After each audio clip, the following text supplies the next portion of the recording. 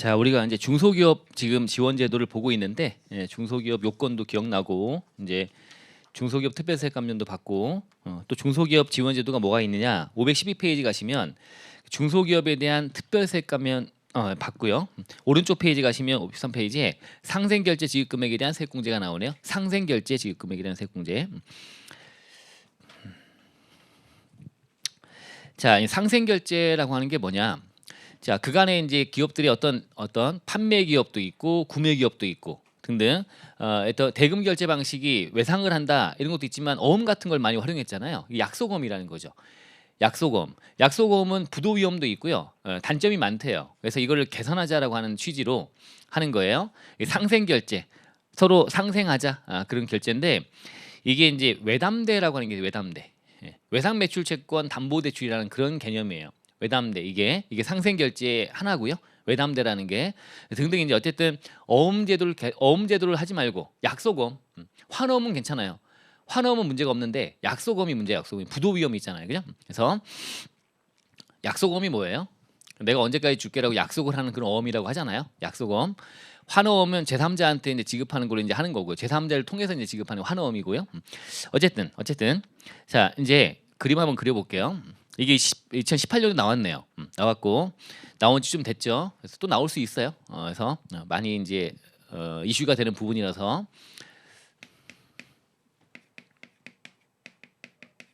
상생 결제 제도에 관련된 얘기인데 대기업이 있어요. 이렇게 대기업이.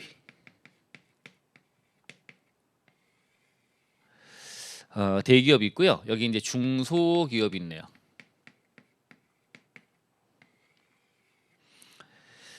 대기업이 이게 구매 기업이라고 그래요. 대기업이 구매를 하죠. 이제 중소기업으로부터 얘가 이제 판매 기업이라고 해요. 판매. 또는 이제 또 다른 중소기업에서 또 하위 판매 기업이라고 하는데 중소기업에서 또 사겠죠. 이제 얘가 이렇게 해서 할 거예요. 이제 구매 기업이니까 이렇게 이제 구매를 할 거예요. 그리고 이렇게 또 구매를 하겠죠. 이제 다시 또 재차가 있을 거고 그렇게 할 거예요. 요것도 하위 판매 기업이라고 불러요. 이것도 판매 기업이에요. 구매 기업, 판매 기업. 자, 그럼 그동안의 대금 결제 방식이 이 대기업한테 이제 팔고 대기업이 약소금을 발행해 준다는 거예요. 약소금. 근데 어음이 어음. 이렇게 어음을 주는 거예요. 어음. 이 어음을 했을 때 자, 문제는 어음은 부도 위험도 존재할 뿐만 아니라 얘가 이제 얘의 어떤 신용도를 기준으로 어음을 하면 어음은 받은 이 중소기업은 판매 기업은 어음을 할인받을 거예요. 은행 가서. 맞죠? 어음을 할인받겠죠. 그럼 할인율이 낮아 대기업이니까 신용도가 높죠. 그러니까 할인율이 좀 낮죠. 은행도 위험 부담을 좀 덜 하는 거니까. 그래서 이제 받았는데 받아갖고 이제 다시금 얘한테 물품을 구매하기 때문에 얘한테 이 어음을 가지고 이제 근데 그 어음을 가지고 다시 어음을 발행하고 등 하는 거예요. 그때는 재차할 때는 얘의 신용도는 낮아지기 때문에 할인율이 높아진다는 거예요. 동일한 조건이 될 수 없죠. 그래서 얘는 신용도가 높지만 얘는 낮기 때문에 이렇게 하니까 얘들이 손해를 보는 거예요. 그리고 부도 위험도 존재하고 이런 걸 서로 상생해 보자는 거지. 상생하는 어떤 결제도가 생기는 거예요. 그게 뭐냐? 그럼 얘가 이제 이렇게 이제 팔고 이제 받기로 한 돈이 이게 외상 매출 채권 아닙니까? 외상 매출 채권. 이거를 어음으로 받지 말고 외상 매출 채권을 받재요. 받아갖고요. 요거를 이제 보통은 금융기관이야, 뭐 재단이라고 부르기도 하는데 금융기관이에요. 금융기관. 은행이라고 생각하시면 돼요. 금융기관 등에 가서 외상 매출금을 이거를 예치한대요. 예치하는 게 담보 제공이죠. 담보. 외상 매출 채권을 담보로 해가지고요. 이렇게 해서 외상 대출 받듯이 얘한테 물품 구입 자금을 이렇게 돈 줘야 되는데 외상 매출 채권을 또 다시 일으키는 거지 이제.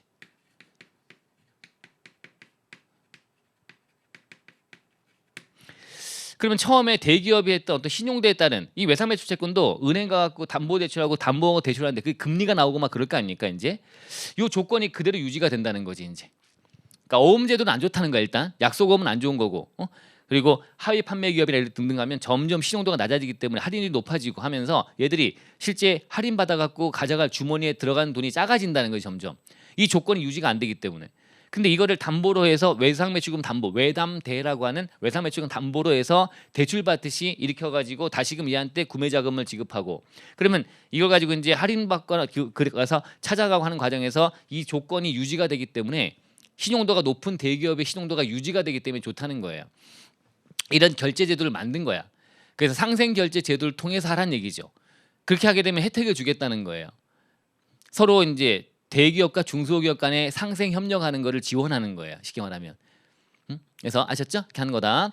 그렇게 해서 그럼 상생 결제 제도는 어떤 거냐라고 쓸 수 있는 것도 만들어야 될 것이고, 그 안에 또 플러스 알파로 이제 중견기업도 들어가기 때문에 중견기업 요건이라는 것도 좀 봐야 되는 것이고 등등이 나오는 거지. 대충은 이렇게 이해는 됐죠? 구체적으로까지는 아니고 대충 약속금이라는 걸로 하는 거는 피해가 있고 부도 위험도 있고, 그다음에 점점 신용도가 이제 낮아지는 이제 중소기업들로 흘러가게 되면 끄트머리까지 가게 되면 되게 할인율 높게 갖고 손해 보면서 이제 되게 받을 금액 할인율이 높다는 얘기는 그만큼 받을 돈이 줄어든다는 거니까. 그래서 어음 제도는 그런 문제가 있다. 그래서 이 조건이 그대로 유지가 되는 등의 어떤 요건을 만족한 상생 결제 제도를 이용하라. 이용하게 되면 얘를 예치하고 담보하고 대출 받듯이 다음 대금 자금을 지급하는 외상 매출 채권을 일으키는 거예요. 그럼 얘도 다시 또 하고 또 다시 하고 이렇게 하면서 이때 처음에 했던 신용도가 유지가 되는 장점도 있고 등등 부도 위험도 없어지고 등 장점이 있다라고 하는 거지. 그렇게 이해를 해보신 다음에 내용에 들어가 보는 거예요. 자, 내용에 들어가 보면 이제 취지, 중소기업 또는 중견기업 간 구매 대금 지급을 대기업이 끼는 거예요. 사실은 이제 중소 중견기업의 어떤 지원이니까 이렇게 써놨는데, 어떤 상생 결제 제도를 통하여 부도의 위험이 없이 신속한 결제를 하도록 유도하기 합니다라고 되어 있네요. 이렇게 한다라고 보시면 되는데, 자, 그러면 지금 상생 결제 제도에 대해서 간략하게 설명을 드렸는데 이제 밑으로 가볼게요. 자, 요건이 나오고 하는데 쭉 나오는데요. 기본적인 요건들이 쭉 있습니다. 중견기업 요건 이제 좀 이따 보고요. 요거죠. 이제 상생 결제 제도는 뭐냐 이거죠. 지금 말한 상생 결제 제도 보세요. 판매 기업이 중소기업이죠. 또는 중견기업도 될 수 있고요. 구매 기업 대기업이에요. 대기업으로부터 판매 대금으로 받은 어음 받는 것이 아니라 외상 매출 채권을 받는 거야. 이걸 담보로 다른 판매 기업의 하위 판매 기업에 새로운 외상 매출 채권을 일으키는 발행하여 구매 대금을 지급할 거 이렇게 돼 있네요. 그죠? 지금 상황 아시겠죠? 외상 매출 채권을 담보로 대출 받듯이 외상 매출 채권을 일으키는 거예요. 이렇게 하는 거다라고 보시면 됩니다. 이게 첫 번째 요건이고요. 상생 결제는 물어보면 이걸 써야 될 거야. 이건 당연히 물음 쪽에서 물어볼 거예요. 그래서 설명할 수 있어야 돼요. 판매 기업, 구매 기업 용어 정확히 하고요. 그래서 판매 기업이 구매 기업으로부터 받은 판매 대금 받을 그 외상 매출 채권으로 받은 거, 요거를 은행 가서 금융기관 등에다가 재단이라고 하기도 하고 재단 등에다가 담보로 예치하고 다시 다른 하위 판매 기업에다가 새로운 매출 채권을 발행하여 구매 대금을 지급할 것. 아셨죠? 자, 그다음에 동그라미 2번은 그 안에서의 요건이에요. 여러 단계 하위 판매 기업들이 구매 기업이 처음에 대기업이 발행한 외상 매출 채권과 동일한 금리 조건으로 외상 매출 채권으로부터 판매 대금을 지급할 것. 조건이 동일하게 이어갈 것. 그게 장점이라고 그랬잖아요. 처음에 신용도가 높은 대기업의 처음에 외상 매출 채권 이걸 담보로 하는 거니까 은행 입장에서는 이 대기업이 주겠다고 하는 건데, 대기업이 나중에 외상대를 갚겠다. 지금 돈 없으니까 나중에 줄게라고 하는 건데, 얘가 신용도가 대기업이 망하겠습니까? 리스크가 적으니까 얘는 당연히 그죠? 금리가 조건이 되게 좋은 조건이겠죠. 이 조건을 계속 유지할 것. 이 조건을 그대로 유지할 것. 처음에 원래 이거였어요. 우리 내국시용장 같은 거지. 원시용장을 대비해서 부가세 공부할 때 원시용장 근거로 내국시용장이 만들어지는 그런 개념과 마찬가지야. 그래서 요 처음에 조건을 그대로 유지하는 조건에 외상매출채권이 계속 발행될 것이라는 두 번째 조건. 그 다음에 세 번째는 외상매출채권의 지급기한이 적어도 세무기한서 등의 작성일부터 요 지급기한이 보통 만기라고 부르더라고요. 만기. 외상매출채권의 만기가 있나 봐. 만기. 언제까지 갚겠다는 날짜. 그 날짜가 처음에 서로 공급하는 어떤 시기인 작성일. IS 세무기한서 작성일로부터 60일 이내일 거이라고 되어 있네요. 기간이 더 긴 건 안 되고 60일 이내일 거. 보통 요 정도면 다 되겠지 뭐. 그죠?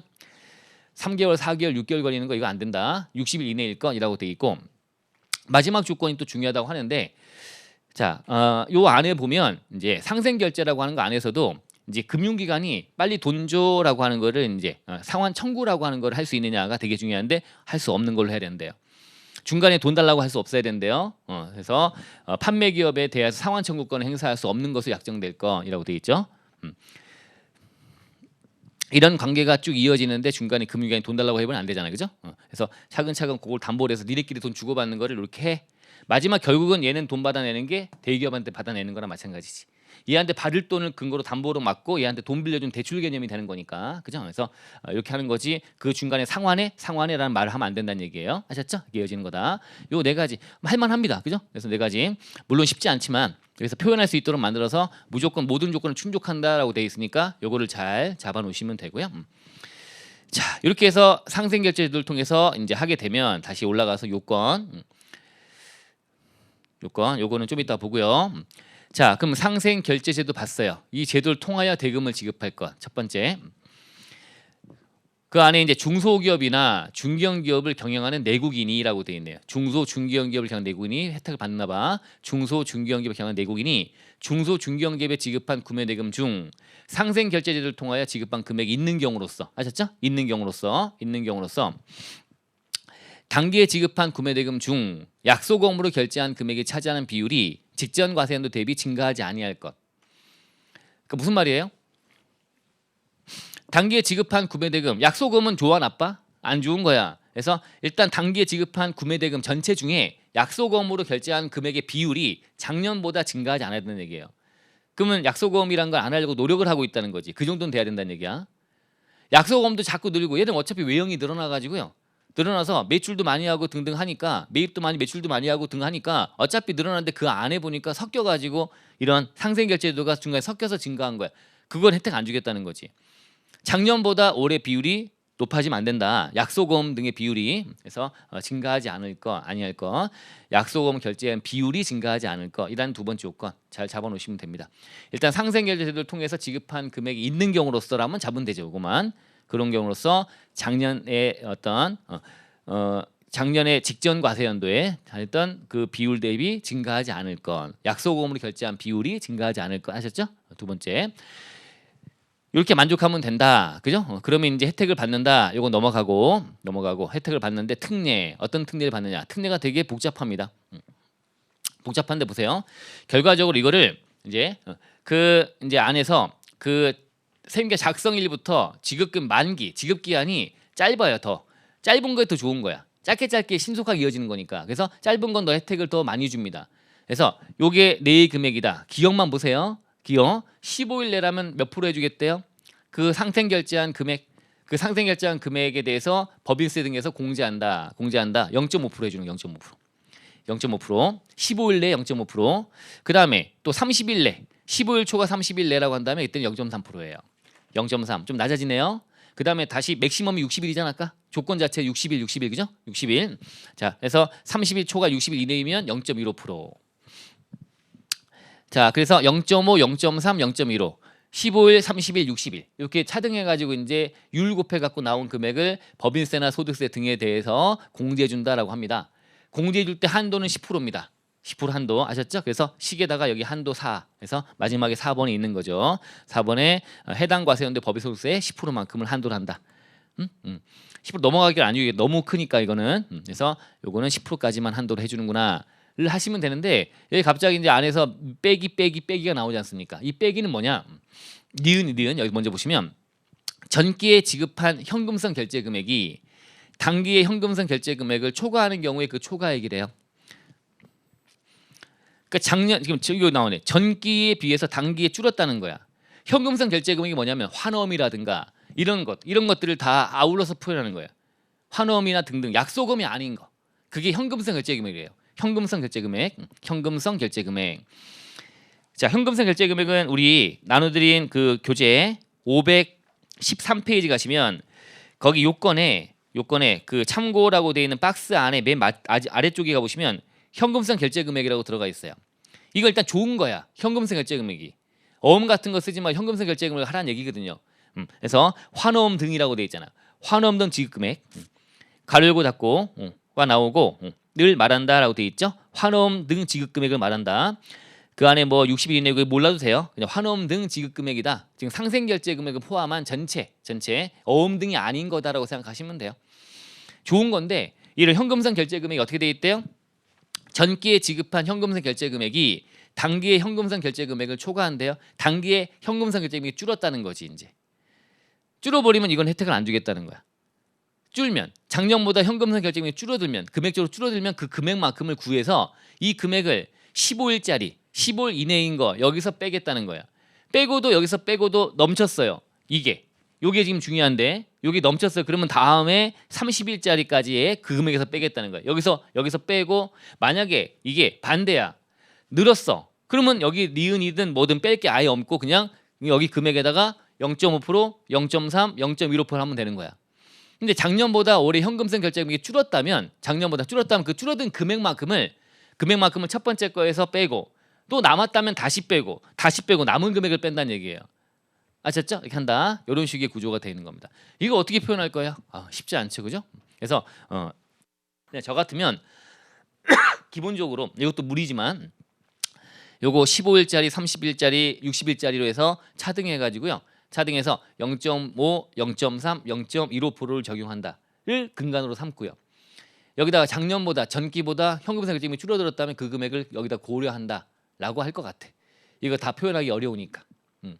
아니면 생각이 잘 나서 표현할 수 있는 방식을 찾아서 이거 지금 쓸쓸히 돼 있는 것처럼 기억 빼기 니은해 갖고 표현하든가 이렇게 하면 완벽하긴 한데 이렇게 표현하기 어려우니 이 율은 안다. 근데 여러분들이 또 절충해서 나중에 또 시간 지나면 이제 일정률을 쓰게 됩니다 이거죠. 일정률 기억이 안 나는 거야. 0.5도 기억이 안 나고 미치겠는 거죠. 자신감이 없으니까 괜히 잘못된 거 쓰는 것보다는 일정률이다라고 해서 해서 쓰는 경우가 나오게 될 거예요. 그러면 우리 상생결제 제도를 통해 지급금액이다라는 외워야지 이제. 뭐의 0.5인지 뭐의 0.3인지 알아야 되는 거니까 상생결제 제도를 통한 지급금액에 대해서 지급기한과 작성일 뭐해서 날짜 따져서 기간별로 차등을 두어 0.5, 0.3, 0.2로 한다든가 아니면 기간이 기억나면 15일 내, 30일 내, 15일 초가 30일 내, 30일 초가 60일 내 이렇게 표현한다든가 점점 살붙여 보는 건데 하다 보면 욕심이 끝도 없는데 이거는 가져가기 쉽지 않다. 이렇게까지는. 자, 지금 내용을 딱 들어보시면 이것도 준비를 제대로 하지 않으면 전혀 못 쓸 내용 아닙니까? 어느 정도는 준비해서 이것도 나는 반타작을 해야지라고 하면 절충을 해서 아까 얘기했던 대로 각색을 좀 하시고 이렇게 하시면 돼요. 이게 상생결제 지급금액에 대한 세액공제다라고 보시면 됩니다. 됐나요? 됐죠? 자, 그리고 다시 상생결제제도는 일단 처음에 기본적인 취지가 상생결제제도를 통해서 부도위험 없이 신속한 결제를 유도하기 위함이다 라고 하는 거 잡아놓으시고 상생결제제도 그러면 결제는 뭐지? 라고 해서 밑으로 가서 상생결제제도에서 요건 잡고 하는 거 하시고 이거 나온다면 한 15점 100점 정도 충분히 나오지 않겠습니까? 요거까지 쓰라고 나온다면 쓰고 내용까지 물어본다면 그죠? 그럼 요거는 좀 잡으려고 노력해 보시고요. 이런 것들은 상생결제제도가 뭐냐 판매기업 구매기업 해가지고 이제 그 상황을 설명할 수 있게 만들면 되고 요거에 대해서 그 금리 조건 자체가 유지가 될 것이라고 키워드 잡으시면 되고 금리 조건은 계속 이어져야지 달라지면 안 된다. 처음에 했던 구매기업 판매기업 간의 그 금리 조건이 계속 유지. 외상매출 채권을 담보로 제공하고 대출받는 거니까 금리가 있을 거란 말이에요. 대출금리 은행에서 받는 대출금리 그죠? 있겠지. 그 대출금리가 계속 유지가 될 것이라고 돼 있고 상환청구권 행사할 수 없다는 거 기억나네요. 그리고 60일 이내일 거 하면서 겸사겸사 작성일과 지급기한이라는 용어를 기억할 수 있으면 요 기억한 내용을 아까 특례 내용에 넣어서 요 날짜 사이가 15일, 30일 쓸 수 있겠지. 그럼 점점 기억의 확장을 늘리면 이것도 쓸 수 있다. 이런 용어 자체가 기억이 안 나니까 그러니까 시작도 못하는 거란 말이에요. 용어가 기억하는 게 중요해요. 아까 판매기업, 구매기업도 마찬가지고 이것도 지급기한하고 작성일, 세임기한서 작성일, 그 다음에 지급기한 사이가 60일 이내일 거라고 돼 있고 차등해서 15일, 30일 돼 있다라고 하는까지 0.5, 0.3, 0.15 이렇게 좀 더 이제 숫자까지 정확히 기억하는 걸로 하시면 됩니다. 그래서 잘 잡아보세요. 이게 어쨌든 중소기업에 대한 지원 제도 중에 하나입니다. 중소기업들에서 깎아주는 거 세금을 돼 있는데. 중견기업도 된다고 돼 있거든요. 얘가 중소 또는 중견기업이 돼 있거든요. 그럼 이제 중소기업 요건을 우리가 봤는데 중견기업 요건 어떻게 되느냐? 이것도 알아놓으시면 좋다는 거죠. 이것도 별도로 물어볼 수 있어요. 중견기업은 여기저기 물어볼 수 있거든요. 중견기업이 혜택 받는 거. 자, 근데 기본적인 골격은 다 같은데 이제 하나씩 뭔가 찾아지면서 그 안에 세부적인 내용 안에서 하나하나씩 뭔가 변화를 줘야 됩니다. 자, 근데 이 근간은 똑같아요. 모든 중견기업 요건이 일단 출발은 똑같은데 그 안에서 여기 지금 3번이라고 하는 요놈이 약간 달라집니다. 요놈이 달라지는데 자 보자. 자 일단 중견기업 요건은 중소기업이 아닐 거 당연하지. 중소기업은 중소기업 받는 거지 그죠? 그래서 얘는 중소기업 아닐 거. 외형이 더 커졌다 이거 중견기업이니까 중견기업. 그러면 중소기업이 아닐 것이라고 돼 있고 두 번째는 업종에 대한 제약이 있네요. 우리 반가운 거 뭐야? 아까 중소기업 할 때 소비성 서비스업. 맞죠? 호여주 무마. 그죠? 호여주 무마. 그죠? 소비성 서비스업. 그다음에 임대업. 그죠? 최근에 들어온 거. 임대업. 원래 니은은 원래 있었어요. 이게 최근에 또 들어온 거야. 임대업. 아까 안 된다. 임대업. 그럼 얘 있었고 얘가 들어왔고 얘는 원래 있었고. 금융업. 금융업은 안 되는구나. 금융업, 보험업 등등. 금융보험 관련 서비스업은 중소기업 안 되는구나. 금융업도 안 되는구나. 중견기업 안 되는구나. 중견기업. 중소기업 아니고 중견기업 지금 보는 중견기업. 중견기업 할 때는 얘가 안 되는구나. 요게 하나가 추가되는구나. 자, 그다음에 이제 규모 기준이 있다. 아까 업종 기준도 있고 규모 기준. 규모 기준 안에서는 그냥 직전 3개 과세연도의 평균 매출액이래요. 웃기네. 아까 중소기업 할 때는 아까 기준 금액 중기법에 나와 있는 금액을 가지고 와서 단기 매출액 갖고 했는데 중견기업은 직전 3개년도 평균 갖고 한대요. 중기법과 똑같이 중기법 똑같이 직전 3개년도 매출 평균이 3천억 미만이래. 3천억 미만. 3천억이 안 돼야 된대요. 3천억. 아까 중소기업은 제일 큰 게 업종이 뭐였어? 기준 금액이 1,800억이었습니다. 1,800억. 여기는 3천억이야. 3천억. 근데 R&D 세액 공제가 있잖아요. R&D 세액 공제. 요거 할 때는 5천억으로 되어 있습니다. R&D 세액 공제는 더 폭넓게 중견기업 혜택을 주는 거지. 5천억 미만이면 중견기업 돼 있으니까. 일반적인 규정에서는 3천억 기준이고. 뭐가요? 직전 3개년도 평균 매출액이 3천억 미만일 때 중견기업이다. R&D 세액 공제는 5천억이다. 걔만 빼고 나머지는 다 3천억 하면 된다. 앞으로 써먹자. 중견기업 할 때. 그래서 그때 봤던 중견기업이죠. 뒤쪽에서는 그냥 앞에 봤으니까 그쪽은 생략을 하면서 그냥 언급만 있다 그러면 이 내용 갖다 써먹을 수 있으면 돼요. 이거는 어떤 문제든 물음 쪼갤 때는 충분히 5점짜리 몇 점은 되게 좋아할 거예요. 딱 내기 좋잖아요. 아까 창업으로 보지 않는 것 같은 거 이런 거라든가. 그죠? 유예기간 이거 따지지 않는 거. 그죠? 이런 거 있었잖아요. 그죠? 외유실이 이런 거 있죠. 외유실이. 규모기준 확대할 때 제외. 외 중소외법인과 합병. 그다음에 유예기간 중에 있는 법인과 합병. 실질적 독립성 기준 만족 못했을 때 2년 내 갑자기 규모가 커졌다는 거 말이 안 돼, 그죠? 이런 거 외유실이 그런 거라든가 이거 좀 외워놓으시면 좋아요. 그런 것들. 자, 됐고 어쨌든 돼 있고 그다음에 4번 있네요, 그죠? 독립성 기준. 자, 근데 아까 중소기업에 대한 독립성 기준 따질 때는 아까 처음에 1번이 공시 대상 기업 집단 자산총액 5조가 넘어가는 5조. 근데 여기는 상호 출자 제한이에요. 더 크죠. 중견기업이니까. 얘는 10조. 그런 상호 출자 제한 기업단에 속하는 기업이 아닐 것. 그럼 안 돼요. 아셨죠? 여기 들어가 있다. 아까 중소기업은 공시상 기업 집단이고 얘는 상호 출자 제한 기업 집단. 그다음에 요건 마지막 당연히 소규모 기업. 그죠? 소규모 법인 아까 했던 그거. 임대업을 주업을 하는 등의 요건을 갖춘 소규모 법인. 이거 들어왔다. 제외 법인 기준으로. 여기도 중견기업도 안 되네요. 중소도 안 되고 중견도 안 되네 얘는. 맞죠? 그래서 본다. 요 얘기도 들어와 있다.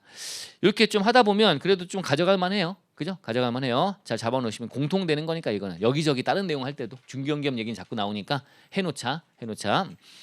자, 오늘 숙제가 있네요. 중소기업 요건 철저히 해놓고 유예기간 등등 따지는 것도 다 법령 개정 다 포함해서 다 해놓는 거 하시고요. 중견기업은 이렇게 테마 잡아놓는 걸 하고 됐네요. 자, 이런 요건을 충족했다. 나오면 중견기업도 되고 이제 된다. 그래서 아까 다시 보면 이런 상생결제를 통해서 대금 지급했다라고 나와 있고 그리고 요 요건도 좀 쓰기 힘들지만 약소금 등으로 결제한 금액의 비율이 직전 대비 증가하지 아니할 것. 잘 쓰도록 대비하고 그다음에 하나 보너스 1점 뭐야? 얘가 지금 알았네. 세액공제네. 세금은 깎은 세액공제니까 세액공제 신청서 1점 맞자. 그죠? 이런 거 항상 넣어야 된다. 요건에다가 하시면 돼요. 됐네요. 이게 상생결제에 대한 내용이네요. 봤습니다. 야, 양 되는구나 이것도 보다 보니까 이것저것 볼 게 있네요. 자, 됐고요. 그다음에 이제 상생협력기금 출연세액공제라고 하는 게 있어요. 출연 등 세액공제죠. 여러 가지 내용들이 있으니 이것도 쪼개서 물어보기 딱 좋을 것 같아요. 이것도 양이 아까 상생결제보다 양이 더 돼요. 이게 어떻게 보면. 자, 보자. 상생협력기금 출연세액공제. 지금 우리는 뭘 보고 있어요? 마지막이야. 중소기업 혜택 받는 것 중에 마지막으로 우리가 살펴보는 거야. 이거 보고 나면 R&D 넘어갈 거야 이제. 그럼 중소기업들이 해당 혜택. 아까 지금 방금 본 상생결제 지급도 중소기업들 어떤 세금 깎아주는 그런 내용이다라고 보시면 되고요. 얘도 중소기업인데 이게 협력 중소기업 막 이렇게 해가지고 나오고 그래요. 자, 이게 여러 가지가 있는데 이것도 이제 출발은 대기업하고 중소기업 간의 상생 협력을 지원한대요. 협력을 지원함으로써 뭐 중소기업의 환경을 개선하고 대기업은 경영 시너지 효과를 발생시킨다. 보다 보면 대기업들의 어떤 시너지 효과가 나겠구나 싶은 느낌이 들어요. 그래서 내용을 보다 보면 이런 걸 위함이다. 약간 각색을 좀 해서 간단하게 잡아 보시고요. 취지. 모르겠다 취지 그러면 중소기업 혜택 주는 것 같다는 느낌이 든다. 아까 또 읊어드렸던 것도 그걸 쓰시면 되고요. 안 되면 이것도 뭐 나름대로 답은 없는 거지. 어쨌든 지원하고 뭐 위함이다라고 하는 건데 국가 경쟁력 그죠? 국민 경제 원천 뭐 이렇게 쓰면 되는 거 아닙니까? 또 그거를 자 하면 되는데 이걸 한번 그려볼게요. 자 이거는 이제 상생협력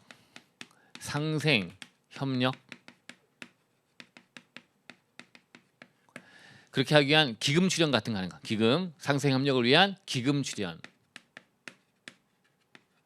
또 있고 등등 여러 가지가 있고 등에 대해서 다 세액공제입니다.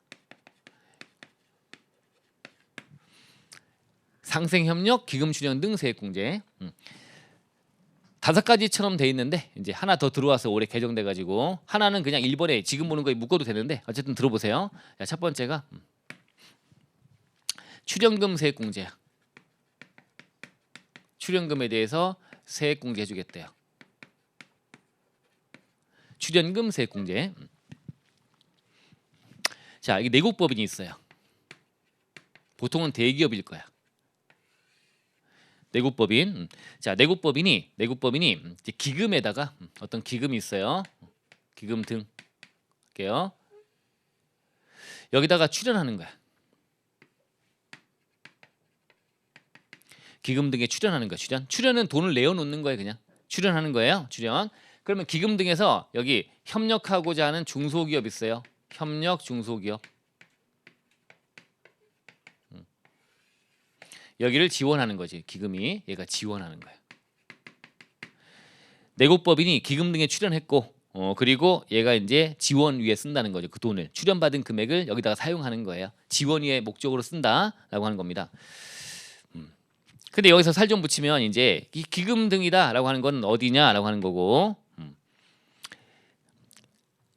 그러면 요건을 만들어 볼까요? 항상 우리가 어떤 내용들 보면 요건과 그 다음에 어떤 특례 또 사후 관리 이런 것들이잖아요. 취지는 기본적으로 아까 큰 취지 그냥 기본 얘기했고 그 다음에 요건이야. 요건 번호 매겨본다면 여기는 1번 요건이라고 하시면 되고요. 요건을 일단 차근차근 쓰면 돼. 내국법인이 기금 등에 출연할 때 1번 그 출연받은 기금이 협력 중소기업을 위해서 지원한대요. 이렇게 하시면 되고 그럼 기금은 어디냐라고 본다면 기금은 우리 기보 있죠. 기보, 신보 이렇게 부르잖아. 줄여서 그냥 외우면 기술보증기금, 신용보증기금, 기보, 신보. 우리 사업하는 자들은 여기 기금에서 뭐 이것저것 뭐 혜택 받고 하는 것들 많이 따져보고 한단 말이야. 기보냐, 신보냐 이런 거 우리가 많이 실무에 접하니까 기술보증기금, 신용보증기금. 그 다음에 또 알맹이만 쓰면 협력재단 이런 것도 있대. 협력재단이 만들어 하는 거는 있대요. 협력하기 위한 재단이죠.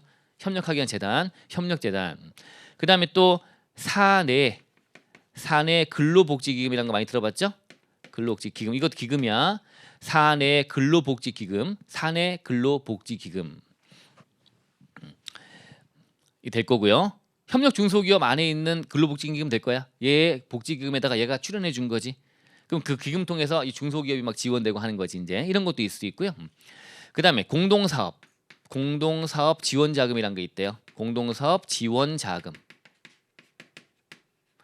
이런 거 등등이야. 등등이 이제 기금 등이 되는 거예요. 이런 기금 등이 일단 출연했고요. 그리고 출연받은 기금 등이 여기 협력 중소기업 지원위의 돈을 사용하는 거고요. 여기 요건. 그 다음에 세 번째 요건은 여기 3번 요건이라고 한다면 3번은 다 출연이란 말에는 따라붙는 것들이 좀 특징이 있는데 뭔가 출연받으면 그 출연금은 뭔가 사후관리가 좀 존재하고 어디다 써야 돼라고 하는 거니까 얘가 기금을 출연받아. 이 기금 입장에서 출연금이 있을 거고 그 다음에 기금에 다른 어떤 원래 기존 자금이 있을 거 아니야. 다른 자금. 다른 섞일 거 아니야. 돈이. 섞여버리면 이 돈이 지원위에 썼는지 사후관리가 있는데 지원위에 썼는지 딴 데 썼는지 따져봐야 되는데 그러지 못하잖아. 섞여버리니까. 그러면 당연히 구분격리해야 되는 거야. 구분격리. 그러니까 출연은 구분격리가 따라 나와요. 일반적으로. 뭔가 출연하게 되면 혜택 주고 뭔가 지원하려고 출연. 내어놨다고 돈을 잘했는데 그게 받아서 이 원래 원하는 목적에 돈을 쓰고 등등 해야 되는데 이걸 관리해야 되는 거니까 구분격리가 필요하다. 그래서 이 기금 등은 그 출연 자금과 출연받은 자금 있죠?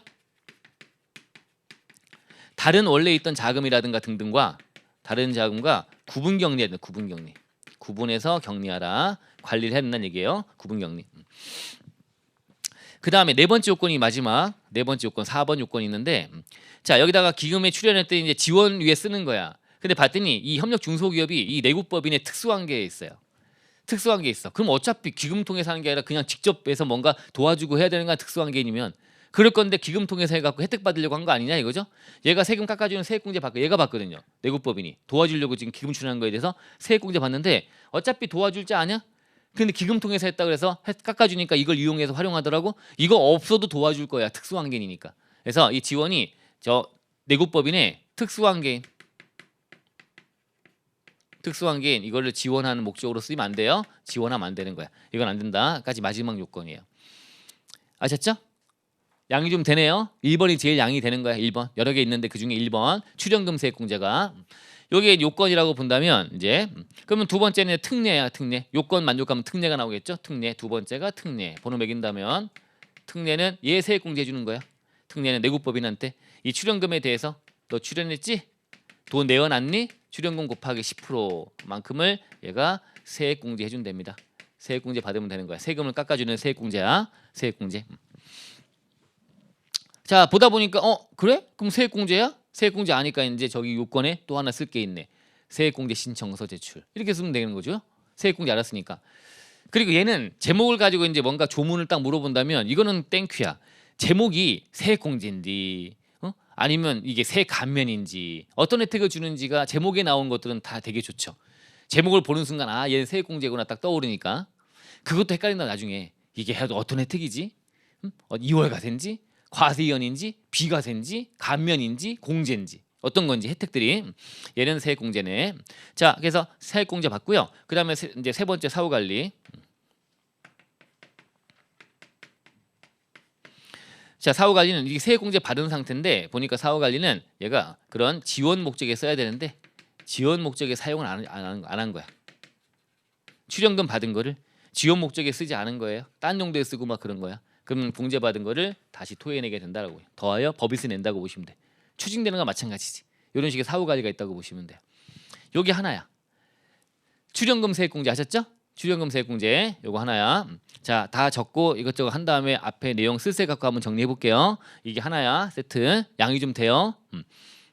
그러면 여러분들은 저는 이렇게 적었지만 기금 그냥 기금은 뭐 이 안에 쓸 거 하나 찾아서 제일 쉬운 게 협력재단 같은 거 협력하는 거니까 재단 등이라고 붙이든가 이렇게 각색을 하는 거지 뭐. 등 붙이고. 근데 이런 거 하나씩 제목 타이틀은 잘 잡으려고 노력하고 여기에 막 이렇게 급하지 말고 요거는 하다 보면 나중에 정리가 되면 또 2회독 할 때 3회독 할 때 좀 더 아 이거 많이 들어봤던 표현이네 이렇게 하면서 좀 더 외워지면 좋고 하다가 시험장 기억 안 나면 몇 개 쓰다가 등 붙이면 되고 이렇게 하시면 되는 거예요. 근데 이런 틀은 잘 잡아야죠. 1번 요건, 2번 요건, 3번 요건, 4번 요건 틀은 잘 잡고. 자 두 번째는 이제 뭐가 있을까? 두 번째는 이런 게 있어요. 무상임대. 임대 무상임대에 대한 세액공제래. 무상임대는 세액공제인데 무상임대? 무상으로 공짜로 임대하면 세액공제 해준대요. 여기도 내국법인이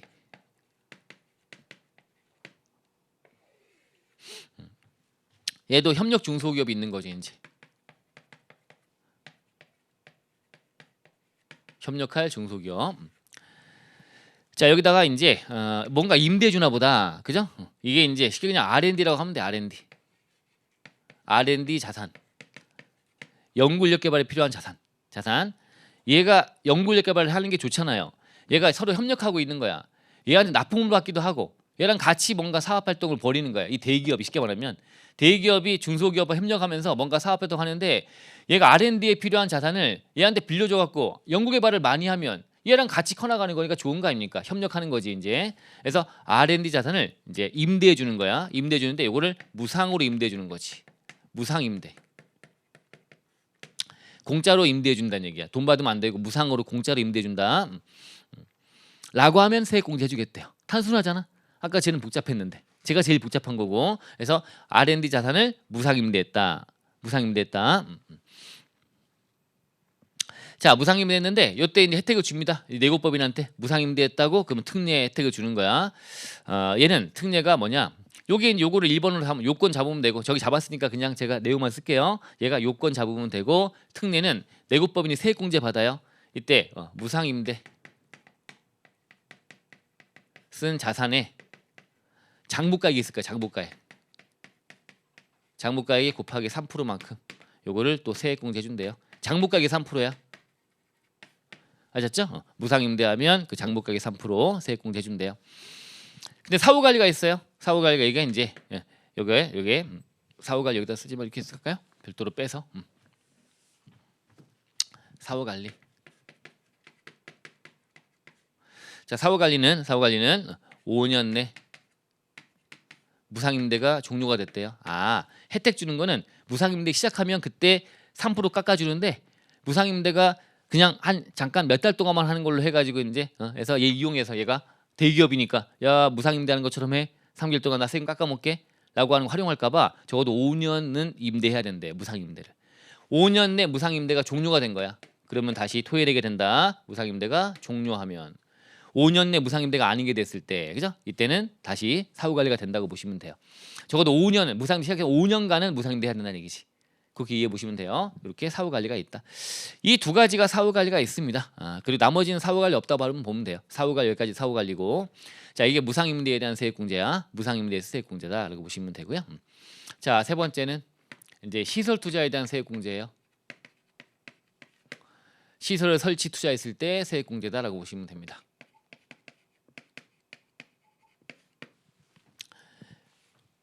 시설 투자 세액공제.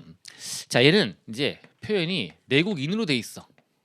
내국인의 표현 아까 봤죠? 내국법인과 거주자를 말하는 거지. 이게 되는 것 같아. 표현이 좀 달라요. 내국인이야는 정확히 표현한다면 내국인인데 이건 뭐 하는 거냐면 얘가 위탁관계, 수탁관계야. 위수탁관계야. 얘가 누구한테 납품받거나 이런 거야. 위탁이고 얘 수탁기업 있어요. 수탁기업. 얘한테 뭔가 맡아갖고 뭔가 납품하고 하는 그런 기업이야. 자, 그럼 얘한테 납품받아갖고요. 얘가 사업활동하는데 납품받은 거에 불량률이 높아지고 하게 되면 얘도 피해를 보잖아요. 불량이 안 났으면 좋겠는데. 그럼 막 보니까 얘가 불량이 안 나게 하려면 검사도 해보고 막 그래야 되는데 얘가 돈이 없으니까 검사하는 뭐 어떤 시설이나 이런 것들을 얘 못 하고 있는 거예요. 그래서 보니까 여기 이제 이렇게 수탁기업이라고 불러. 수탁기업. 내국인이 수탁기업한테 이렇게 해서 이제 뭔가 투자하는 거예요. 투자. 뭘 투자하나 보니까 이게 검사대라는 게 검사대. 또는 연구하는 시설. 얘가 연구를 많이 해서 하면 얘가 좋은 거를 납품하게 되면 얘는 좋잖아. 내국인은 덩달아 품질 좋아지고 연구도 하고 해서 또는 검사도 잘해서 불량률 낮추고 검사를 하는 거 이런 게 비싸갖고 얘가 못하고 있는데 이런 것들을 얘가 여기다 설치해 준 거야. 투자한 거야. 빌려준 게 아니고 빌려준 게 아니라 설치해 줘야 돼. 설치. 그래서 이렇게 해서 이제 이런 시설을 설치. 이걸 투자로 보는 거지. 이제 투자라고 부르는 거지. 설치 투자해 준 거예요. 시설을 설치해 줬다는 거야. 자, 하게 되면 이제 윈윈 하는 거지. 이제 얘가 검사 이제 이런 것들 설치하니까 검사 잘해가지고 불량률을 거의 제로에 가깝게 만들어주고 하게 되면 그죠? 좋죠. 개발도 하고 연구도 하고 아셨죠? 이렇게 하면 좋다. 이런 투자를 해주는 거야. 요 투자할 때 여기다 이렇게 나와. 무상임대는 제외. 무상임대면 여기로 가야 될까? 무상 2번으로. 그래서 무상임대는 아니 무상임대가 아니고 이건 투자야. 투자. 무상임대는 얘 거야. 얘 건데 빌려주는 개념이 되면 안 되고요. 얘 걸로 줘야 돼. 설치해줘야 돼. 거기다 투자해줘야지. 얘 거다라고 줘야지. 자기 걸로 하면서 빌려주고 있다면 혜택 안 주는 겁니다. 아셨죠? 그래서 무상임대는 X야. 시설 투자. 하게 되면 이제 혜택을 받습니다. 얘가 이 내국인이 혜택 받는데 내국인이 자 여기 투자하면 투자 금액에 대해서 이 투자한 투자 자산 투자 금액 이게 될 거야. 여기다가 곱하기 1% 그 다음에 3% 7% 이렇게 해서 요거를 세액공제 줍니다. 얘가 대기업이고 등등 일반 기업은 1%고요. 얘가 중견 기업은 3% 해주고요. 얘가 중소기업이 되면 7% 해주는 거야. 중소기업은 7% 아셨죠? 일반 그다음에 1% 원칙으로 하되 중견 기업은 3% 중소기업은 7% 만큼의 세액공제 준다라고 돼 있어요. 자, 얘는 투자에 대한 세액공제네요. 세액공제. 그러면 투자에 대한 세액공제가 나오니까 이제 투자란 말 나오면 우리가 공식이 있어. 투자란 말이 나오면 투자란 말 나왔을 때 우리가 쓸 것들이 있어. 쓸게. 투자는 중고품에 대한 건 안 돼요. 얘는 중고가 되면 안 돼. 중고품은 안 된다고 돼 있어. 중고를 쓰던 거를 검사대 같은 걸 저기다 갖다 설치해주고 하면 안 되는 거야. 중고품은 안 되는 거야. 항상 투자는 새 거 돼. 새 거. 중고품은 제외. 그 다음에 또 금융리스. 금융 리스 방식은 얘한테 이제 투자한 게 되는 거지. 근데 운용 리스면 빌려주는 개념이 되는 거니까 또 역시 안 되는. 금융 리스 외에 리스는 안 된다고 되어 있습니다. 금융 리스 외의 리스는 안 된대. 이건 공식이야. 투자란 말 나오면. 그다음에 투자하면 투자 금액에다가 세액 공제 시켜주는 게 맞는데 투자가 올해도 하고 내년도 하고 이어지는 투자야. 장기간 투자지. 두 개 과세연도에 걸쳐 갖고 투자가 이루어지는 거야. 그러면 그 투자가 이루어진 연도마다 해주는 거야. 올해 투자가 만약에 5억, 내년도 이어져서 5억이다 라고 한다면 올해 5억에다가 이 이율 곱해서 세액 공제해 주는 거고, 내년도에도 또 투자가 이어지면 그 5억에다가 또 5% 해주는 거지. 1% 등등. 투자가 이루어진 연도가 두 개 이상이 걸쳐, 두 개 과세연도 이상이 걸쳐서 이루어진다면 투자가 이루어진 연도마다라고 하는 게 공식이에요. 또 투자가 이루어진 연도마다 하셨죠? 그 얘기를 플러스 알파로 하시는 거 하시면 되고요. 투자에 나오는 공식 됐습니다. 이렇게 해서 하시면 되고요. 사후관리 없습니다. 사후관리 없어요. 얘는 사후관리 언급이 없어요. 그래서 시설투자 세액공제까지 왔어요. 자, 네 번째는 자, 이게 중고자산 무상기증이에요. 얘는 무상으로 임대고요. 임대 무상으로 했고요. 얘는 가서 새 거를 설치해 줘야 되는 거고요. 얘는 중고로 쓰던 거를 무상기증하는 거야. 어디다가? 교육기관 등에다가. 쉽게 말하면 삼성전자가 대학교에다가 반도체, 이건 다 반도체 관련된 어떤 교육에 필요한 거라든가 이런 거. 당연히 반도체 학과 많잖아요. 반도체에 대한 학과들. 거기서 또 직원으로 뽑을 거 아니야. 거기서 유능한 인재가 길러지면 얼마나 좋아. 삼성전자나 하이닉스나 뭐 이런 데들 다 이런 데들이 다 그런 거.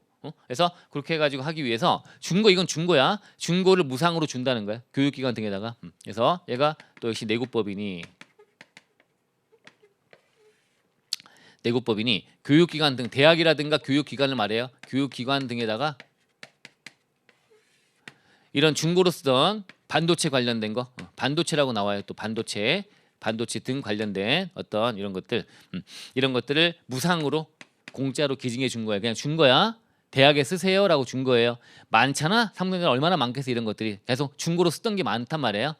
그러면 어차피 중고로 쓰던 거 갖다 주고 같이 이제 발전해 보자라고 하는 거다. 이렇게 느낌 가지면 돼요. 자, 그러면 내국법인이 어떤 혜택 받느냐? 이 내국법인이 요 자산 무상으로 기증한 자산 있잖아. 무상 기증한 자산에 요건 시가를 구하래. 시가에 곱하기 10%만큼이래요. 중고 자산인 그 기증 자산 시가야. 무상 기증한 거. 그러면 시가를 구해서 시가. 얘는 무상 임대는 뭐야? 임대는 장부가액이야. 얘는 시가야. 시가의 10%만큼을 요걸 또 세액 공제 시켜 주겠답니다. 따라오셨죠? 됐다. 이런 것들이야. 짧고 한데 어떤 내용을 잘 이해하신 다음에 이제 설명할 수 있어야 되는 거예요. 다 하나하나. 이거 나오면 꽤나 양이 됩니다. 이것도 지금 했는데 하나가 더 생긴 거야. 올해 개정돼 들어온 거예요. 들어왔는데 개정은 별도로 쓰지 말고요. 여기 묶는 거야. 여기 출연금 세액공제 여기 들어오는 거야. 출연금 세액공제. 근데 이제 뭐가 추가됐냐면 얘가 달라지는 부분이 하나가 더 추가됐는데 여기 기금이 뭐냐. 이제 하나 개정사항은 여기 기금이 어떤 기념이냐면 무역보험기금이래요. 무역보험기금이래. 무역보험기금에다가 내국법인이 출연한 거야. 무역보험기금에. 그리고 무역보험기금은 요 지원 여기다 출연했고요. 그리고 요 지원이 어떤 지원이냐면 보증이나 대출을 지원하기 위함이래. 보증이나 대출 목적이 어떤 지원이야. 대출 지원 목적이야. 이런 목적으로 이제 협력 중소기업인데 여기 뭐도 되냐면 얘가 협력 중소기업도 되지만 원래 다 지금 보니까 협력 중소기업이거든요. 요 한 놈이 들어오면 협력 중견기업도 되네. 중견기업도 해주겠대요. 여기서 특이한 게 들어오는 거야. 협력 중소기업뿐만 아니라 협력 중견기업일 때 해준대요. 요게 들어와서 자, 그래서 협력 중소기업에다가 만약에 하게 되면 지원이 되면 중소기업에 하게 되면 그대로 원래 10%였으니까 얘가 10% 세액공제 받습니다. 근데 중견기업의 보증이나 대출 지원 목적이라면 얘가 5%만 해주는 걸로 이렇게 들어온 거야. 얘를 번호를 따로 뗄 거냐? 우리 기본서 나눠드린 거에 보면 거기는 따로 떼갖고 제가 만들었습니다. 별도로. 근데 여기 쓸세에다가는 그냥 한꺼리 묶어갖고 그냥 표현만 좀 들어갔으니까 이걸 잘 알고 이거 별도로 떼긴 좀 그래서 쓸세는 또 양이 늘어나면 또 페이지가 밀리니까 뭐 그런 것도 있고 해서 작업을 좀 했는데 참고하시고요. 됐죠? 무슨 말인지? 그래서 요게 좀 차이가 나는 게 들어왔다. 얘가 딱 기금인데 어떤 기금? 무역보험기금이고요.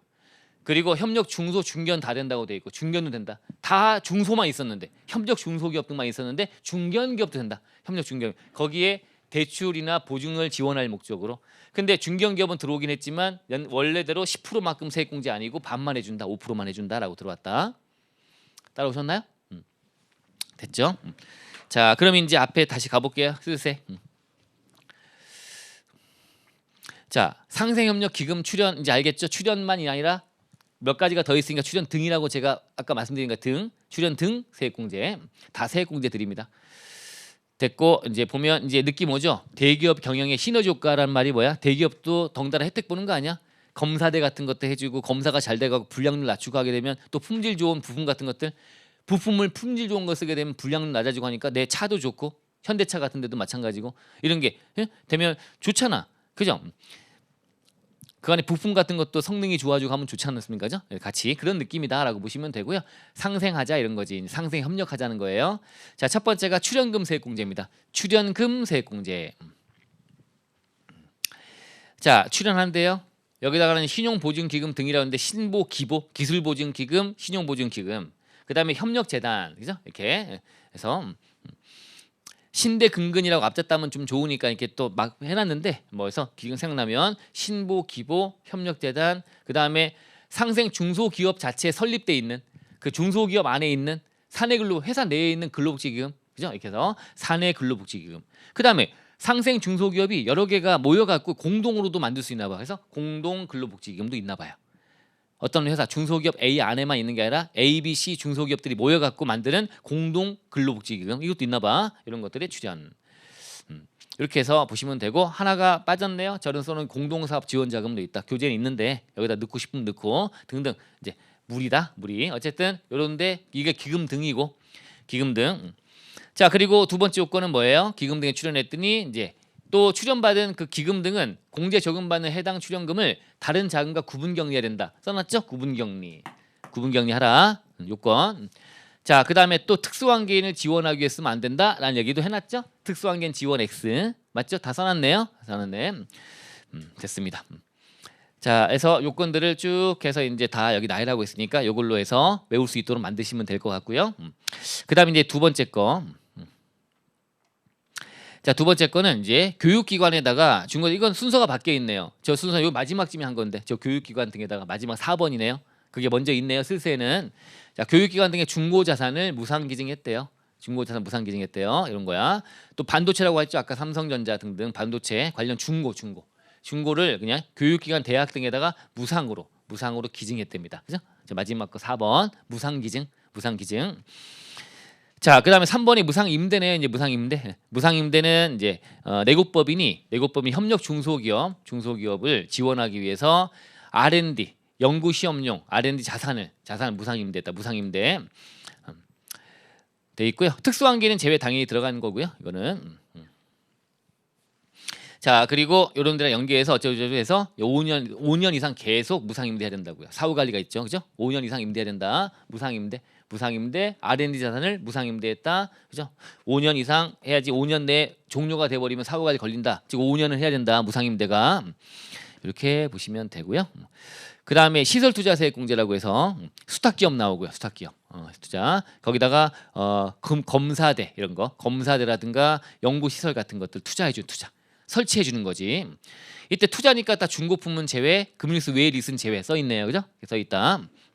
또 투자가 2개연도 이상 걸쳐진다면 그때는 연도마다 해준다. 얘기는 아래쪽에 숨어 있네요. 투자가 2개연도 걸친 경우는 현금주의다. 투자 이런 연도마다 한다. 아래쪽에 써놨네요. 이렇게 돼 있고. 자 당연히 한 1점 맞자. 세액공제 신청서 다 세액공제니까 세액 신청서 됐죠? 이걸로 준비하자. 쓸세 갖고 준비하자. 좀 더 살붙이고. 자 근데 여기는 이제 하다 보니까 공간이 좁아서 그런지 우리가 빠졌는데 새로 바뀐 게 뭐라고 이 기금에 뭘 넣으면 된다고 이제 무역보험기금 우리 나눠드린 우리 교재 바뀌는 거 그 내용 가볼게요. 가시면 514페이지네요. 514페이지 맨 하단이네요. 계정딱지 붙어 있고요. 무역보험기금 나오죠? 무역보험기금 오른쪽 페이지 가시면 동그라미 1번 내국법인이 협력 중소기업 또는 협력 중견기업도 된다는 거야. 중견기업에 보증을 쓰거나 대출 지원하려고 그런 목적으로 기금에 출연하는 거 역시도 특수관계인 지원에 사용하지 않아야 된다. 요 틀은 그대로 간다고요. 특수한계인 지원 사용하면 안 된다. 요 틀 그대로 가는 건 맞는데 여기 이제 이 위치에 얘가 들어가는 것이고 중견기업 되는 것이고 그죠? 돼 있다. 또 율은 좀 이따 보시면 5% 낮춰진다 이렇게 들어가 있을 거야. 됐죠? 이렇게 해서 하나 얹어서 하시면 될 것 같고요. 됐나요? 됐고요. 자, 그냥 본 김에 협력 중견기업이라는 건 들어왔죠. 이제 어차피 이게 들어왔으니까 협력 중견기업 우리 교재 가시면 협력 중견기업이란 상생결제 지급금액에 대한 세액공제 대상 중견기업 중 아까 봤던 상생결제 그럼 상생결제할 때 중견기업 요건 아까 봐버렸잖아요. 맞나요? 아까 상생결제할 때 중견기업 요건 봤잖아. 상생결제 제도에 대한 요건도 받고 모두 충족 또 받고 중견기업 봤어요. 그 요건 그 중견기업 중 다음에 어느 하나 해당하는 기업을 말한다. 기본적인 요건을 갖춰야 되고 플러스 협력이니까 협력이니까 뭐 저 협력한다는 얘기가 들어가 있어요. 동그라미 2번도 가시면 물품 납품 계약 관계가 있거나 협력이 필요 인정되는 기업 등등 협력이란 말에 좀 추가. 그러니까 협력 중견기업이니까 중견기업 요건을 갖춰야 되고 그다음에 협력이란 말이 들어가야 되니까 협력은 어떤 거지라고 보니까 1번 힘들잖아요 쓰기가. 어쨌든 제조라든가 등등에서 그 용역을 업으로 하는 자로부터 물품이나 부품이나 이런 것들을 이제 위탁받아서 전문적으로 물품 등을 제조하는 기업 어떻게 씁니까?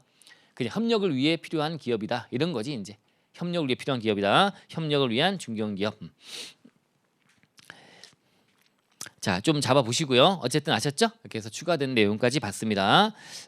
그리고 아래로 가보시면 이제 특례라고 되어 있는 부분이 출연금에 대한 거 10% 등등 되어 있는데 개정 딱지가 붙어 있는 거 보시면 무역보험기금 출연금에 대한 세액공제는 협력 중소기업에 대한 거는 10%인데 가로 열고 협력 중견기업에 대한 보증대출 지원 목적의 출연금은 5%다. 낮다라고 하는 걸로 들어왔다. 이렇게 하시면 개정도 알았네요. 자, 그리고 다시 쓸세에 들어가시면 이렇게 요건을 쭉 잡아놨고 그 다음에 이제 특례가 방금 정리한 대로 출연금에 대해서는 10%만큼의 세액공제 준다. 출연금은. 근데 협력 중견기업이 돼버리면 이때는 5%다. 여기다 써놨네, 그죠? 여기다 써놨네. 그 다음에 교육기관 무상기증은 중고자산 그놈의 시가의 10% 아까 말씀드린 대로 무상임대하는 거는 이거는 그놈에 대한 장부가액의 3%고 장부가액의 3%고 그 다음에 시설 투자하게 되면 투자금액이 1%인데 중견은 3% 중소는 7%다 아까 말씀드린 일행들 그죠? 예, 세액공제 10% 여기는 5% 10% 그 다음에 무상임대하면 그 장부가액의 3% 그 다음에 시설 투자 같은 경우는 1% 3% 7% 그죠? 그 다음에 무상기증하는 교육기관에 하는 거는 그놈에 대한 시가의 10% 시가의 10% 이렇게 해서 구분하시면 됩니다. 잘 기억나도록 하시면 되고요. 자, 사후관리는 요 기금 출연금에 대한 거는과 무상임대 두 가지만 사후관리 있다. 무상임대 알다시피 5년 내 종료하게 되면 받고 무상임대가 종료가 되면 그다음에 출연금은 다른 목적으로 써버리면 안 된다. 이때 다른 목적에 쓴다라고 하는 거는 아까 봤던 새로 들어온 요놈도 마찬가지. 사후관리 똑같이 요런 목적 위에 써야 되는데 다른 목적에 쓰면 얘도 걸린다라고 보시면 됩니다. 아셨죠? 예, 하시면 돼요. 얘는 물어본다면 어떻게 시험에 물어볼 수가 있을까요?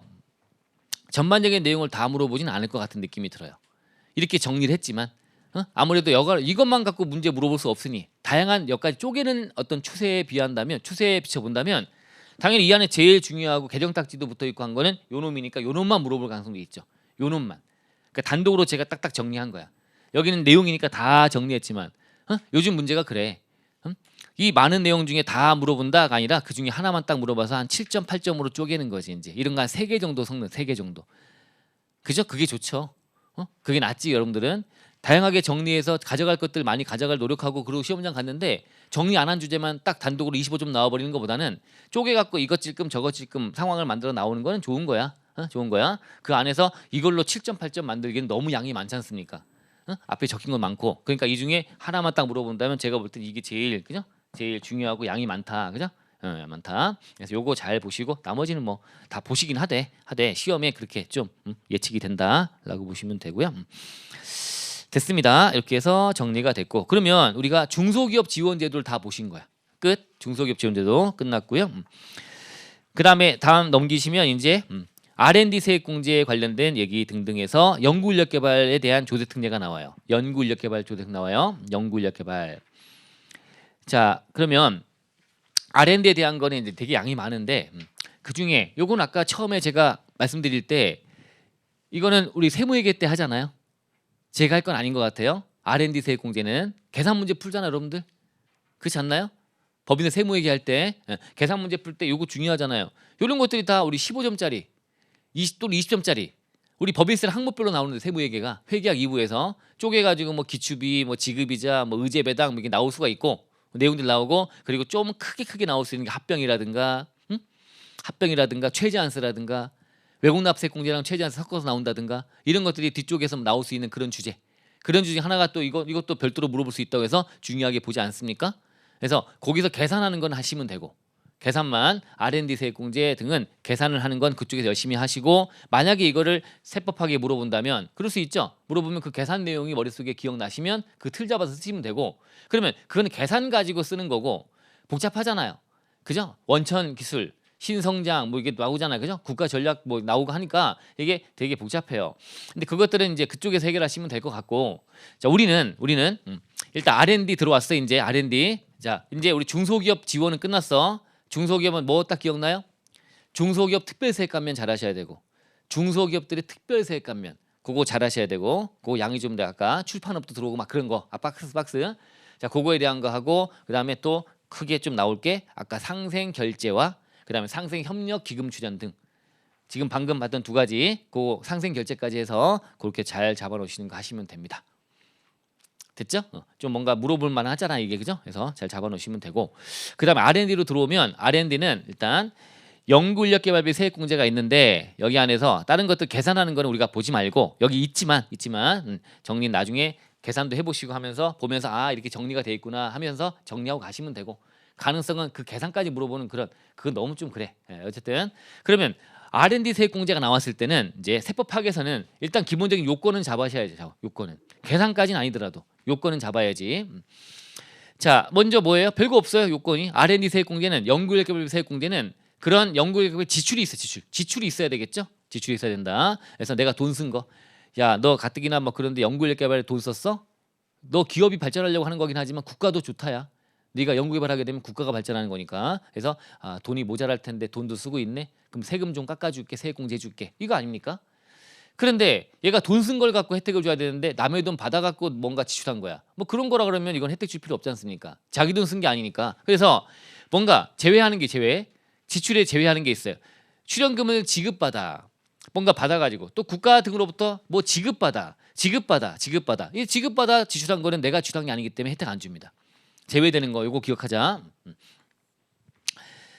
물어볼 수 있어요. 쪼개서 물어볼 때 자 나올 수 있다. 지급받아 하는 건 안 된다.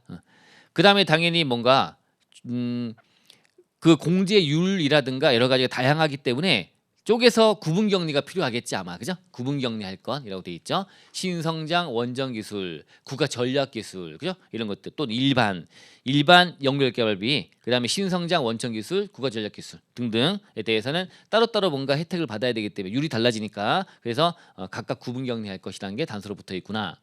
됐죠? 그리고 R&D 세액공제를 아니까 또 하나 1점 세액공제 신청서가 들어가는데 R&D는 추가로 하나 더 쓰면 좋다는 거죠. R&D에 관련된 명세서가 제출된다고 들어가 있으니까 좀 더 얹으면 낫겠지. 요 정도는 잡자. 이건 뭐 잠깐만 노력하면 되는 거니까 그죠? 어렵지 않잖아요 그죠? 그래서 뭔가 지급받아 하게 되면 안 된다. 구분격리 이런 걸 요건으로 한다. 그리고 제출이 있다. 세액공제 신청서 제출과 명세서 R&D 명세서 제출이 있다라고 보시면 돼요. 자 그리고 사후 가지 뭐 읽어보시면 되고 R&D 관련해서 뭐 인정 취소 사유가 있나 봐요. 있죠. 그러면 인정을 취소하는 그 사유로 인해서 더 이상 R&D 개발비 등에 해당하지 아니하게 되는 경우에는 그 취소일 기준 이후에 취소 기준일 정해놨어요. 그 이후에 금액에 대해서는 공제하지 않는다. 인정 취소 기준일은 교재감은 있긴 있습니다. 뒤에 넣어놨으니까 참고하시면 되고요. 어쨌든 이런 것 정도는 해놓자 기본이니까 그 외에 계산하는 거 여러분 세무회계 때 열심히 하시고 다시 한번 보시면 된다 이렇게 보시면 되겠습니다. 다음 페이지 가시면 520페이지 하단에 참고로 있네요. 인정 취소 기준일이란 게 있네요. 됐습니다. R&D에 대해서는 이렇게 시작했습니다. R&D 양이 많으니까 좀 시간이 많이 걸립니다. 자, 그 중에 하나만 보고 식사하실까요? R&D에 대해서는 2번 하나 볼게요. 연구개발 관련 출연금 등의 과세 특례가 있습니다. R&D 관련해서 하나 단순한 거냐 짧잖아. 짧죠. 자, 이 내용 먼저 보자. 하나만 보고 하자. 자, 요거는 넣어놨네요. 쓸세에다가는 R&D 세액공제 아까 넘어가려고 했는데 이게 아까 중견기업 요건에서 다 같은데 R&D만 얼마로 바뀐다고요? 5천억 미만으로 바뀐. 나머지는 3천억인데 됐죠? 이건 하나 본 김에 봐놓으시면 되고 이거 안 봐도 되고요. 유예기한 아까 봤던 거니까 특례 쫙 넘어가면 되고요. 자 하나 있네. 이제 지금 우리는 R&D 세계야. 연구 인력 개발 관련된 어떤 지원 제도야. 자 그럼 첫 번째 등장하는 게 R&D 세액공제 말고 이제 첫 번째 등장하는 게 연구 개발 관련된 출연금 등에 대한 과세 특례야. 자 국가한테 연구 개발하라고 돈을 10억 받은 거예요. 그럼 개발에 써야지 돈을. 그랬는데 이게 출연금 받으면 뭔데 이게 법인세법에서? 법인이 갑자기 국가로부터 공짜로 뭔가 돈 받으면 자산 수증이익이 돼서 과세하여 세금을 낸단 말이에요. 자 세금을 내게 되면 그러면 연구개발에 쓸 돈을 국가가 주면서 일부는 세금을 뜯어가는 거 아니야? 어떻게 보면 국가가 출연금이라고 뭔가 지원해주면서 그 중에 일부는 세금으로 걷어가 말이 안 되잖아요. 걷어가는 건 걷어가야지. 어쨌든 국가로부터 받더라도 뭔가 공짜로 뭔가 받아 순자란 증가가 있으면 법인세 내는 건 맞는데 지금 당장은 당연히 이런 연구개발에 돈을 써야 되는데 부족할 수 있으니 또 뭘 하겠다는 거야? 과세 이연하겠다는 거예요. 어떤 방식으로? 얘는 특이하게 입금불산입. 즉 이상화 충당금과 마찬가지야. 입금불산입 있죠? 입금불산입. 그래서 지금 입금이잖아. 자산수증이익이니까 지금 입금으로 안 보고 나중에 입금으로 돌려서 세금 내게 만들겠다는 거야. 안 걷겠다는 게 아니야. 안 걷어버리면 너무 혜택이야, 그죠? 지원금도 받으면서 세금도 아예 안 낸다고? 이런 건 너무 혜택이고 일단 세금 내긴 내는데 지금은 안 내고 나중에 이연하자 그 의미다. 입금산입 아셨죠? 어렵지 않죠 이거는? 나머지도 보고 하면 헷갈리는데 지금 일단 나 이것만 보면 할만해요. 연구개발 관련 출연금 등 과세 특례. 취지 수령하는 시점에는 과세하지 않고 나중에 사용되는 시기로 과세를 이연하는 거. 이연이라는 말만 들어가면 되겠지. 됐죠? 자 됐습니다. 자 그럼 내용은 어떻게 되느냐? 요건 있네. 요건. 자 요건은 당연히 이제 출연금 등을 받으면 뭐가 떠올라야 할까? 여기도 출연금 받으면 여기 뭐 있죠? 구분격리. 출연은 구분격리가 세트라고요. 그럼 얘도 이제 국가 등으로부터 출연금 받은 거야. 출연금 받으면 그러면 구분격리가 나올 거야. 느낌 가지면 돼요. 다른 것들과 구분해서 격리해야지만 관리가 될 거 아닙니까? 자 얘가 출연금 어디다 썼니를 따져볼 거거든요. 그죠? 출연금 받은 거 잘 썼니? 따져볼 거란 말이에요. 그죠? 그래서 얘가 구분격리가 필요하다는 거 하나 알았고 챙겼고 그 다음에 내국인이 연구개발 목적으로 관련 법령에 따른 국가나 지자체 등으로부터 관련된 출연금을 받은 경우 맞죠? 받은 경우 이거 그냥 기본적인 요건이잖아. 출연금 받았다는 거잖아. 그때 국가 지자체로부터라고 돼 있는데 교재 가시면 좀 더 구체적으로 국가도 있고 지자체도 있고 공공기관도 있고 작년에 개정된 게 지방 공기업도 나오고 그래요. 좀 더 쓰자면 교재 이용하시면 그래서 거기까지 아니다. 작년은 뭐 개정이었지만 뭐 그게 뭐가 중요해. 국가 지자체 등이라고 붙이면 되지. 국가나 지자체 등으로부터 이런 연구개발하라고 출연금을 받게 된 거예요. 따라오셨나요? 받았어요. 자 이게 첫 번째. 그다음 구분격리할 거 됐죠? 근데 이제 서식 하나가 나와 이제 여태까지는 세액공제 신청서, 세액감면 신청서 뭐 이런 것들이었잖아요, 그죠? 이런 것들이었는데 여기는 뭐야? 입금산입은 하나 외우면 돼요. 입금산입 명세서래요. 외울 것도 아니네. 얘는 특이하다. 용어 이름이 이런 거 정확히 하면 되죠. 그냥 아울러서 그냥 신청서라고 포함해서 외우든가 이거 기억이 안 나 그 자신감이 없으면 이 정도는 할 수 있을 것 같아. 근데 세액공제는 세액공제 신청서, 세액감면은 세액감면 신청서, 그다음 입금산입이 나오면 자주 안 나오고 특이하다. 입금산입 몇 군 안 된다. 이 입금산입은 입금산입 명세서를 제출하면 된다. 맞죠? 제출하면 된다. 이거 하나 1점. 자 됐습니다. 이렇게 해서 일단 구분격리 하나 기억하시고요. 이렇게 해서 이제 요건 만족하게 되면 특례를 받을 수 있다고 보시면 되는데 특례 내용이 쫙 나와요. 자 나오는데 특례를 한번 제가 잠깐 그림 한번 그려보면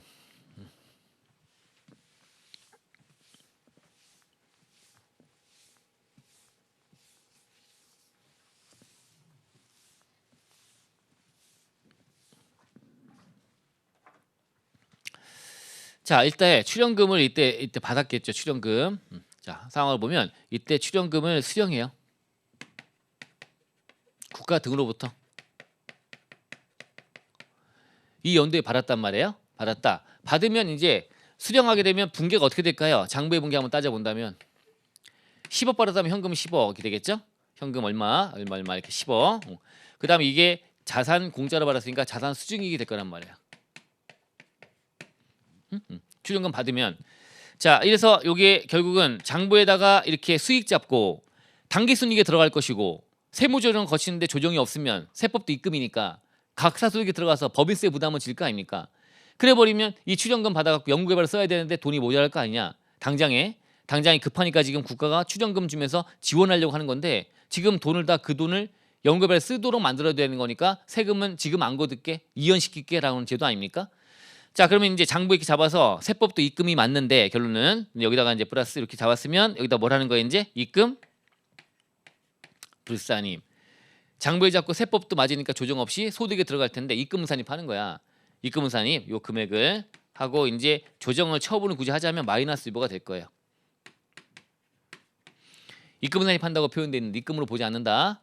했다가 이제 수령한 걸 갖고 나중에 어떻게 해야 돼 이제 출연금 받은 거를 지출해야 되겠죠. 비용 지출 쓰든가 아니면 자산 취득하든가 이 필요한 돈 받아서 자산 취득 같은 것도 해서 이제 연구개발을 써야 될 거 아닙니까 이제 지출 등을 한다. 그러면 지출할 때 이제 그때 이제 세금 내게 만드는 거지. 아셨죠? 간다. 자 지출 등을 한대요. 그럼 만약에 이렇게 했다가 나중에 수령할 때는 이렇게 입금이 아닌 걸 했다가 지출한대요. 지출했대요. 지출하면 어떻게 하면 돼 이제 입금 산입해야지. 지출하면 입금 산입. 지출하면 당연히 비용 처리가 될 거 아닙니까?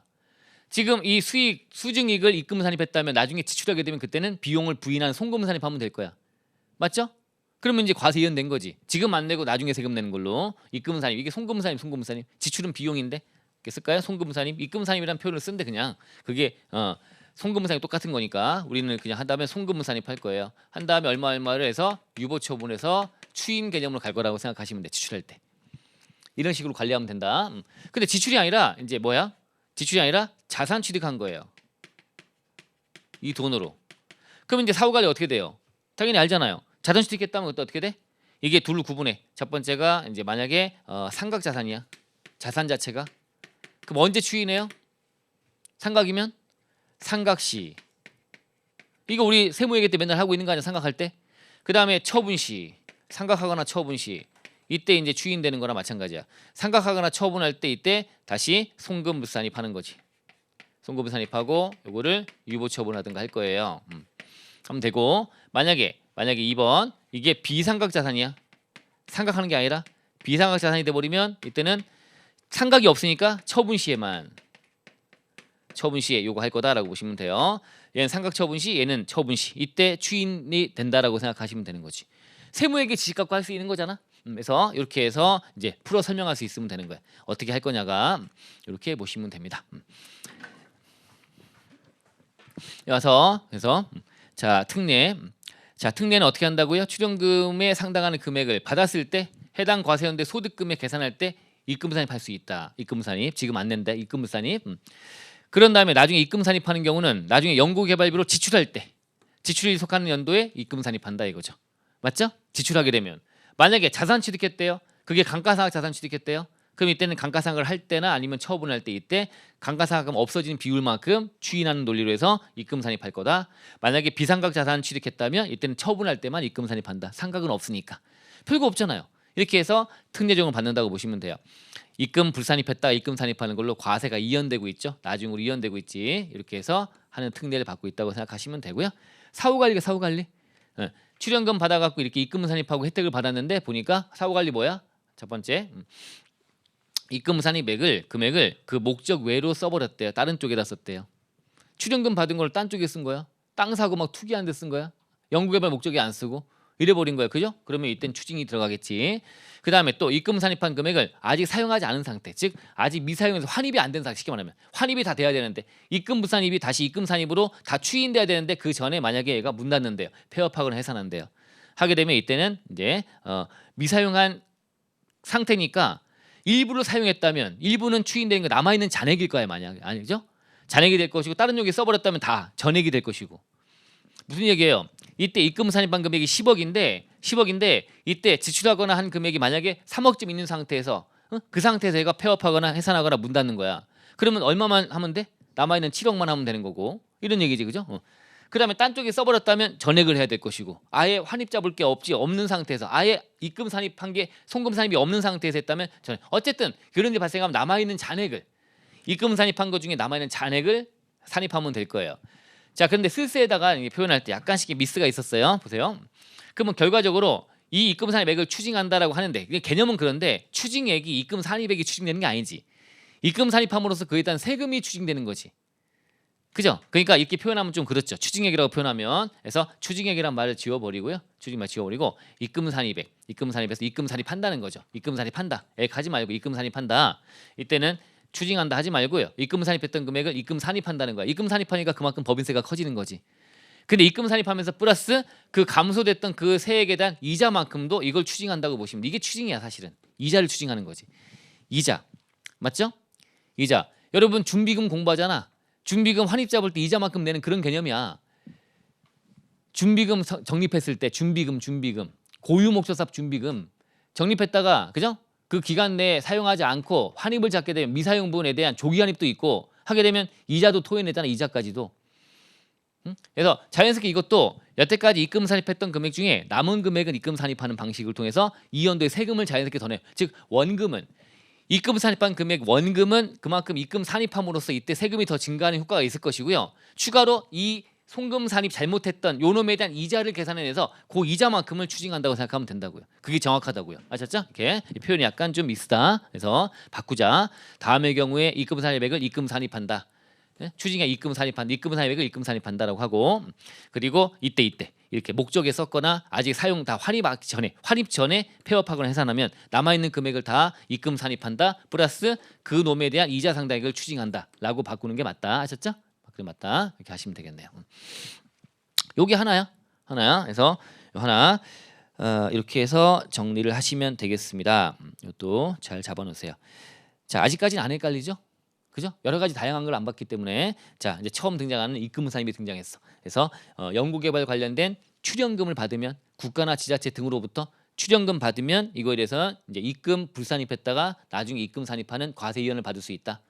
과세이연, 입금 산입이네 특이하네. 입금 산입 명세서가 들어갈 것이고 출연이니까 구분격리라는 게 세트로 나오는 것이고 출연금을 지급받았다는 게 요건이고 요건 따지고 하다 보니까 이 내용 보니까 쓸세 갖고 하면 그러면 뭐 몇 번 반복하면 이건 자연스럽게 되는 거고 이런 것들은 뭐 쉽죠.